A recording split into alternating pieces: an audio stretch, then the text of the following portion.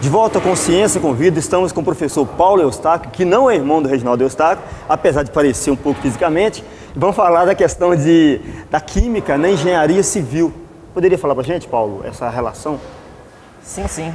Reginaldo, vou até fazer um pouco diferente, pensar assim, ao invés de pensar na química na engenharia civil, vamos tentar imaginar a engenharia civil sem a química. Vamos imaginar assim, imagine que num passe de mágica, de repente acabou a química na engenharia civil. Será que existiria engenharia? E é impossível, porque quando você olha, por exemplo, você chega em casa, você tem que acender uma lâmpada, você tem que abrir uma porta, você tem uma estrutura de parede, de água, de eletricidade, que sem a química não teria como existir. Apesar de alguns nomes um pouco complicados, mas você tem, por exemplo, poliacetato de vinila. Aí o telespectador deve pensar, o que é isso? É o que dá cor nas paredes por causa da tinta. E aí você tem os corantes, que são pigmentos, que vão dar cores, azul, vermelho, amarelo, a cor que for, ou seja, são produtos químicos. Se você pensar por trás da tinta na parede, você tem uma estrutura ali também de concreto. E o concreto leva cimento, que depende da química.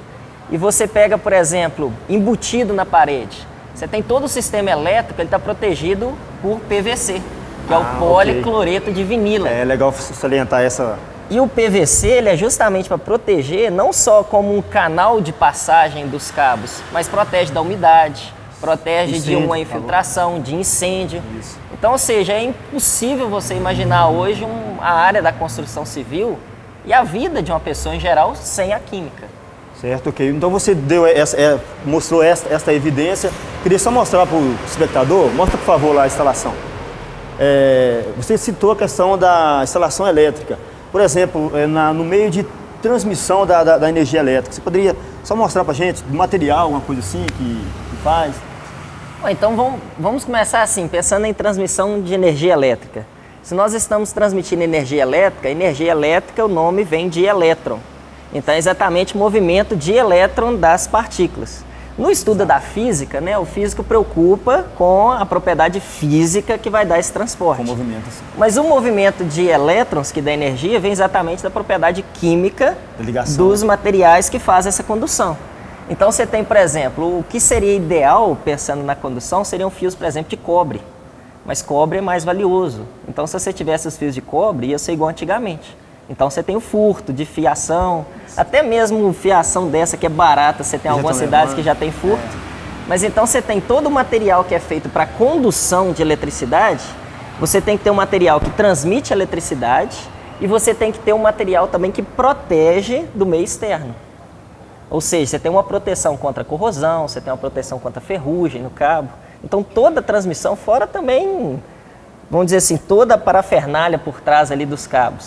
Você tem uma caixa de transmissão, você tem que ter uma proteção, por exemplo, para não ter um curto-circuito, isso é feito com borracha, que aí já é feito o contrário da transmissão. Você tem um metal que transmite pelo alinhamento dos elétrons, correto. E se você tiver algum material que os elétrons não se alinham, aí você já tem um bloqueio, né?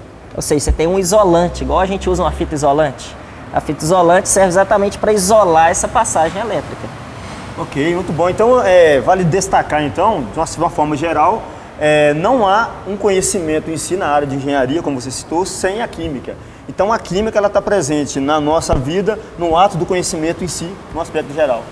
Com certeza, a química, e até assim, acho que no meio geral tem muita gente que confunde química, igual, por exemplo, pensar no meio principalmente feminino. As mulheres, quando vão no salão, a primeira coisa, mas você tem química no cabelo? Né? Perguntar se tem química no cabelo é a mesma coisa que perguntar se você tem biologia no braço.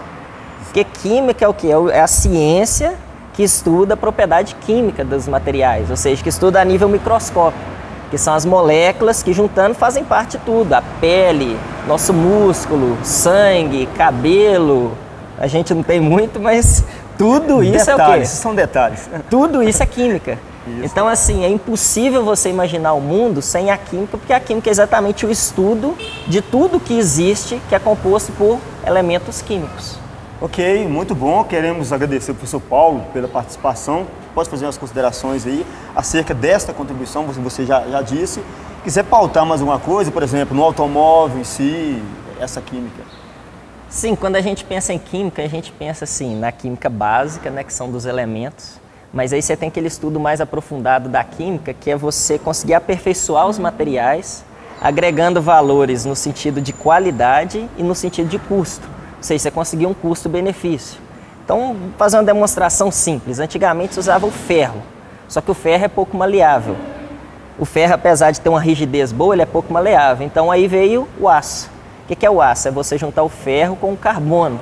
O carbono que já é totalmente maleável, então nessa propriedade misturada dos dois, você já tem o aço que é um pouco mais maleável. Então quando você pensa na estrutura de automóveis, você pega um Fusca, por exemplo, mais antigo. Você bate um Fusca e praticamente não amassa, era ferro puro. Só que aí é pesado, você tem problema de oxidação. Então hoje nos automóveis você já tem um material que é muito mais leve e você tem carros, por exemplo, estilo da Audi, você tem eles feitos em alumínio, bem rígido, um aço, que ele tem assim uma rigidez grande e numa estrutura bonita. E até eu tinha falado da tinta, tem um estudo atual aí sobre o desenvolvimento de uma tinta que tem um efeito de absorção tão pequeno que ela praticamente reflete todo o calor. Então, assim, tem um estudo aí conseguindo uma tinta de 99% de reflexão de calor. Então, tenta imaginar seu automóvel com essa tinta. Você pode deixar estacionado no sol, na hora que você entrar no carro vai estar um ambiente tranquilo, porque todo o calor foi refletido. Então, são propriedades químicas que são estudadas exatamente para benefício da sociedade. Ok, após essa aula eu te confesso que eu fiquei até um pouco mais apaixonado pela química, apesar de ser um amante da física. Queremos agradecer e após o intervalo teremos o professor Bugiganga. Valeu!